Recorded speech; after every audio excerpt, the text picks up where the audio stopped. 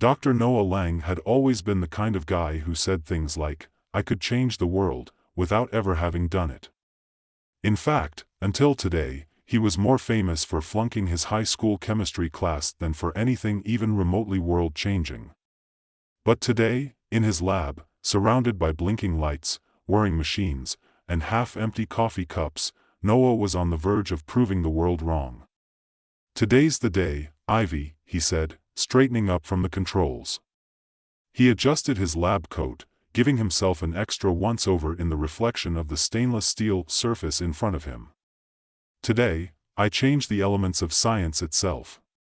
Ivy Chen, his assistant, who was more used to Noah's off-the-wall proclamations than the actual science behind them, glanced up from her computer screen, where a series of equations flashed across the screen like a non-stop ticker tape of doom. "I'm serious," Noah continued, walking over to a sleek, complicated-looking machine in the center of the lab.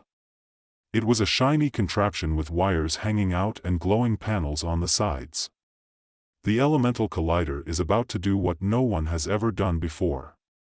It's going to manipulate the basic elements of nature: earth, air, fire, and water, all of them, in perfect harmony." He threw a dramatic glance at Ivy, whose face was painted with the familiar expression of, "I'm just here for the paycheck and not the insanity." "Yeah, sure," Ivy replied, tapping away at her keyboard. "Just make sure you don't." Noah clicked a button, cutting her off mid-sentence. "It's happening, Ivy," he declared triumphantly, staring at the flashing lights as though he were a mad scientist about to make history. "I've calibrated everything perfectly. Watch and learn." Ivy gave him a look that was somewhere between skeptical and borderline exhausted. She had seen Noah's breakthroughs before, most of which had resulted in small explosions, unpredictable chemical reactions, or a minor fire in the wastebasket. If she had $1 for every time Noah claimed he was on the verge of changing science forever, she'd be able to retire early. Then, it happened, the lights flickered. The floor beneath them rumbled. The machines in the lab buzzed, and something large shifted in the air. For a moment, Noah thought everything was going exactly according to plan. The elements around him felt unstable, like the air was humming with energy. He watched the temperature gauges spike, then drop, and a strange smell like burnt rubber and sea breeze filled the room. Ivy's eyes widened. "Noah, did you?" Before she could finish, an almighty crack echoed from the collider. The room shook, and the lights flickered out completely. "What the hell?" Ivy shouted, grabbing onto the nearest counter for balance. The sound of a violent explosion followed. Something massive had torn through the atmosphere. The sky above the lab seemed to warp, twisting as if reality itself had been bent. Outside the windows, a thunderstorm materialized out of nowhere, darkening the sky in a matter of seconds.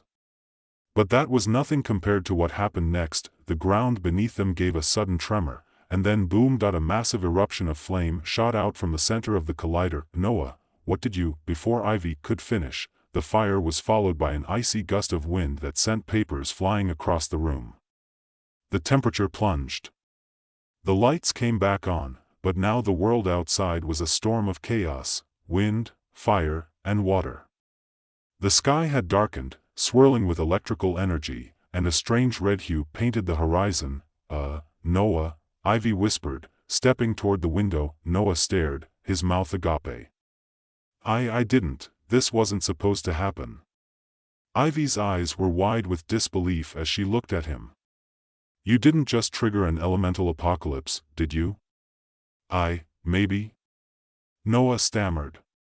"It's possible. I didn't think it would be this bad." With each passing second, the world outside seemed to grow even more unstable. A fire tornado twisted toward the distant city skyline, followed by violent thunderstorms and hail the size of baseballs pelting the earth below. Earthquakes were shaking the ground, and in the distance, giant waves had begun to rise from the ocean, threatening to crash against the shore. "Okay," Ivy said, running her fingers through her hair, "this is not happening. We need to fix this. Now." "Fix it?" Noah gulped. "You think I know how to fix this? This is beyond anything I can control." This isn't just an experiment failure. This is, the lab door suddenly slammed open. A squadron of military personnel, dressed in heavy black uniforms, rushed in, weapons drawn. They were followed by a tall man in a sharp suit, who stormed past the soldiers with the air of someone who had seen this kind of thing before. "Dr. Lang," the man said, his voice low and dangerous. "You've caused a global crisis. I suggest you come with us." Noah blinked. Wait, what? This is all my fault? You people were the ones funding the—" A soldier stepped forward, gun still aimed. "Don't make us take you by force, Lang. You have no idea what you've done." Noah's heart pounded. The military had arrived faster than he expected. And what they said was true, it was his fault. Somehow, the elemental collider had triggered a series of events that were now spiraling completely out of control. He had just changed the world. In the worst possible way. "Okay," Ivy muttered, pulling Noah by the sleeve. "Time to run." Noah blinked, but Ivy didn't wait for him. With one final glance toward the soldiers, she pulled him toward the back exit of the lab. "Let's go," she urged.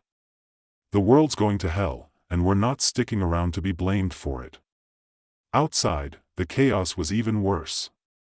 The military forces were already setting up barricades, trying to contain the spread of the elemental catastrophes that were sweeping across the planet. The skies were red, like a living wound. Lightning struck the ground with unnerving precision. Tornadoes made of water and flame twisted through the streets, uprooting trees and tearing down buildings. The very atmosphere seemed to be fighting against itself. Noah and Ivy ran down the alley behind the lab, their footsteps echoing in the empty street. People were already panicking, running in every direction as the world seemed to unravel around them. "This is bad," Noah said breathlessly. "I need to fix this. But I don't know how." "We'll figure it out," Ivy said. "But first, we need to disappear. The military will be after us." As if on cue, they heard the unmistakable roar of a military truck speeding around the corner. The soldiers were close, and Noah had a sinking feeling that he was about to become public enemy number one. "Maybe we can take the back exit through the subways," Ivy suggested. They ducked down an alley, weaving through garbage cans and debris. As they reached the subway entrance, a sharp voice called from behind them, "Stop right there." Ivy turned to see a group of soldiers closing in, their rifles aimed directly at them. "This is it," Noah muttered, throwing up his hands. "No way out." The soldiers were closing in fast. Noah's mind was racing. They were trapped, surrounded by military personnel and the looming disaster outside. His heart pounded in his chest. He didn't have time to think about what went wrong. All he could focus on now was getting away. "Ivy," Noah said, his voice tight, "any ideas?" Ivy's eyes darted back and forth, calculating their options. The soldiers were mere feet away, their guns aimed at them, but Ivy wasn't panicking. She was too quick, too used to thinking on her feet. She grabbed Noah's sleeve and yanked him toward the alley's corner. "I've got one," she said with determination. The soldiers shouted at them to stop, but Ivy was already moving, pulling Noah behind a stack of broken crates and garbage bins. They crouched low, holding their breath. The soldiers hesitated, searching the alley with trained eyes, but Ivy had led them into a blind spot. The metallic scent of rain mixed with the stench of decay in the air. Outside, the chaos continued. Every now and then, a distant crash or rumble reminded them that the world was ending. Ivy pulled Noah toward a fire escape ladder hidden in the shadows, her movements quick but precise. She glanced over her shoulder at the soldiers, who were still scanning the alley. Without a word, Ivy scrambled up the ladder with Noah right behind her. She reached the top just as the soldiers turned the corner, their boots clattering on the concrete below. "We have to move fast," Ivy hissed. "They'll be checking the rooftops soon."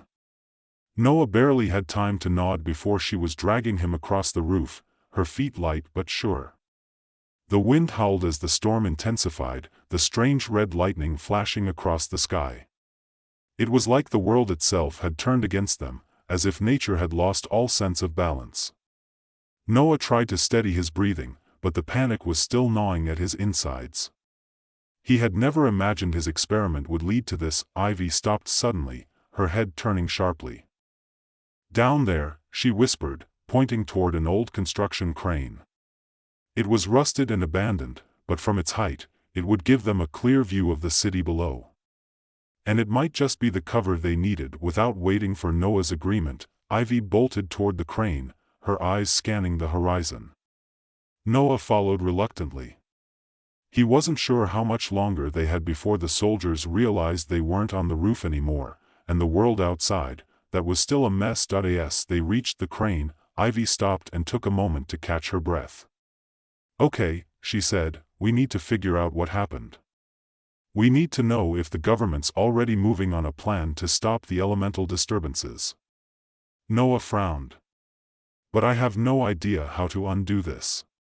My experiment just unleashed the elements themselves." "I didn't think." "Of course you didn't," Ivy cut in with a sharp edge in her voice.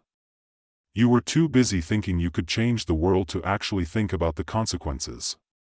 Noah recoiled slightly, but she was right. He had been so absorbed in the idea of his invention being the next big breakthrough that he hadn't considered the sheer scope of what he was doing. He'd triggered something far beyond his control, and now he had to deal with the fallout. The fate of the planet hung in the balance, and he wasn't sure how to stop it. He wasn't even sure where to start. "I didn't mean for this to happen," he muttered, looking down at the ruined city below. The skyline was barely visible through the haze of smoke and storm clouds. A part of him wanted to throw up his hands, give up, and disappear. But he couldn't. Ivy was right. He had to fix this. He was the only one who could. "We'll figure it out," Ivy said, her voice steady, if not a little exhausted. "But first, we need to find out who's in charge of the situation. Who has control over the military? They'll have the resources we need. And we need to get off this roof before we're spotted." Noah nodded grimly. "You're right." They quickly descended the crane, moving as silently as possible, and made their way toward the nearest alley. The rain had started to fall in sheets, soaking them to the bone, but they kept their heads down, avoiding the checkpoint set up around the city. The streets were eerily quiet, the air heavy with tension. They hadn't seen many civilians since they'd left the lab. Only military personnel, like a swarm of ants trying to clean up the mess someone else had made. By the time they reached a small convenience store on the edge of town, the storm outside was in full force. Lightning streaked across the sky, followed by the deafening crack of thunder. Ivy peered through the cracked glass door, glancing around. "Looks clear," she said, nudging Noah inside. The store was empty, the shelves bare, and the flickering fluorescent lights overhead gave everything an unsettling glow. They moved quickly, searching for a way to contact anyone who might be able to help. Noah paced back and forth, his mind racing. The elemental chaos was only growing worse. Fires had erupted across the city. Rivers had risen and swallowed streets. Entire sections of the ocean were starting to encroach on the land, flooding coastlines. And worse, the military was all over the place, working desperately to contain the catastrophe and probably looking for them. "I don't know what to do, Ivy," Noah said, his voice quiet but desperate. "I didn't ask for this. I didn't think." "Stop," Ivy said sharply, turning toward him. "You're not going to fix this by blaming yourself. We're in this together, okay? We fix it by figuring out what caused it. And if the government is already on top of it, we need to find out what their plan is." Noah stopped pacing, his shoulders slumping. Ivy was right. They had no time for self-pity. The world was literally falling apart, and he needed to keep his focus. "You're right," he said, rubbing his eyes. "I need to stay sharp. But I have no idea where to even start." Ivy moved to the back of the store, where an old computer sat on a dusty desk. It was the kind of machine that looked like it belonged in a time capsule. "Give me a few minutes," she said, sitting down and booting up the computer. "I'll hack into the military's comms network. We'll find out who's calling the shots and how to stop this." Noah leaned against the counter, trying to keep his mind from spiraling. Ivy was good with tech, but they were running out of time. He could feel the weight of the world pressing down on him, the pressure to undo the damage he had caused. If he failed, the consequences would be far beyond anything he could fix. "I don't know if we can stop this," Noah said, his voice barely above a whisper. "I set the elements loose. They're unstable. We're all going to—" "Don't say it," Ivy cut him off. "I know. But we're not out of options. Not yet." Noah could only nod. She was right. They had a chance. As long as they kept moving, kept thinking, there was hope. Even if the world was burning, drowning, and tearing itself apart, they weren't out of options. Not yet. A series of clicks and beeps filled the room as Ivy hacked into the military's communications system. After what felt like an eternity, she straightened up, her face glowing with a small, satisfied smile. "Got it," she said. "We've got a target." Ivy leaned back in the chair, tapping the keys with precision as she scrolled through the military's encrypted files. The digital screen flickered for a moment, and Noah, trying to control his rising anxiety, paced around the cramped convenience store. The sound of the rain slamming against the windows did nothing to calm his nerves. If anything, it only underscored the urgency of the situation. "What did you find?" Noah asked, trying to keep the panic out of his voice. His mind was still reeling from the chaos outside. He hadn't even processed everything yet: the people, the cities, the destruction. His invention, his dream, had turned into a nightmare. Ivy's fingers froze on the keyboard. "Got it. There's a military base about 30 miles from here, hidden in the mountains. It's called Fort Tempest." She glanced up at Noah. "And it's directly involved with what's going on. They've been tracking the elemental disturbances from there. That's where the big wigs are. And they have everything we need: resources, technology, everything to stop this." Noah swallowed hard, his mind racing. But if they've been tracking this, then they must have known it was happening before it even started. "They knew what my collider was capable of, they just didn't know it would go global." Ivy nodded, her eyes locked on the screen. "Looks like they had a plan for containment, but your little experiment sped everything up. And now the world's teetering on the edge. This isn't just about containing the elements anymore. This is about controlling them. And they want you to help." "Help?" Noah muttered bitterly. "I'm the one who broke it." "You didn't mean to," Ivy shot back, a little more sharply than she intended. She softened. "Look, we're not going to fix this by moping around. We have to get to Fort Tempest. If they have any chance of fixing this, we need to be there. And we need to get there before the military does." The realization hit Noah like a slap. This wasn't just about saving the world anymore, it was about finding a way to reverse what had been unleashed. He was the only one who knew how the collider worked, and if he didn't act fast, the elements themselves might tear the planet apart before anyone could stop it. "Ivy, if we go to Fort Tempest, they'll lock us up. They'll blame me for everything." "Maybe," Ivy said, her voice steady but urgent. "But we'll have a shot at getting this under control. At fixing your mistake. You're not the only one who can change the world, Noah. But you're the only one who can fix it now." Noah felt a cold shiver run down his spine. Ivy was right, of course. The military might want to arrest him, but they were running out of options. He had no choice. He had to go to Fort Tempest. A muffled voice crackled through the static on the store's radio, and Ivy's eyes narrowed as she turned the volume up. "Brace yourselves. The disturbances are getting stronger. We have reports of tornadoes in the Midwest, lightning storms in the South, and a volcanic eruption near the Pacific coast. The elemental anomalies are no longer localized. It's global. Proceed with caution. Command has ordered a lockdown of all affected zones, including Fort Tempest. Anyone caught outside containment will be considered a threat. We repeat. Ivy quickly switched the radio off. She looked at Noah, her jaw set. We need to move. Now. Without another word, they both turned and bolted out the back door. The rain was pouring harder than before, but the storm outside was nothing compared to the storm they had to face. As they dashed down the alleyway, Noah tried to push his thoughts away from the immediate disaster, but the weight of it kept bearing down on him. There was no way to undo the damage he'd done. But maybe, just maybe, they could stop it before it consumed everything. They moved quickly, slipping through darkened streets and abandoned buildings. The city was eerily quiet now, with the exception of the occasional crash or distant explosion. The world had stopped functioning in the way it used to. Nature itself was in revolt.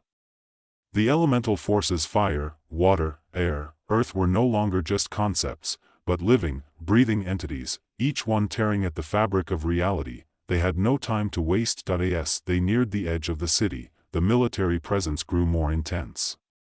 Armored vehicles rumbled down the streets, their headlights cutting through the torrential downpour.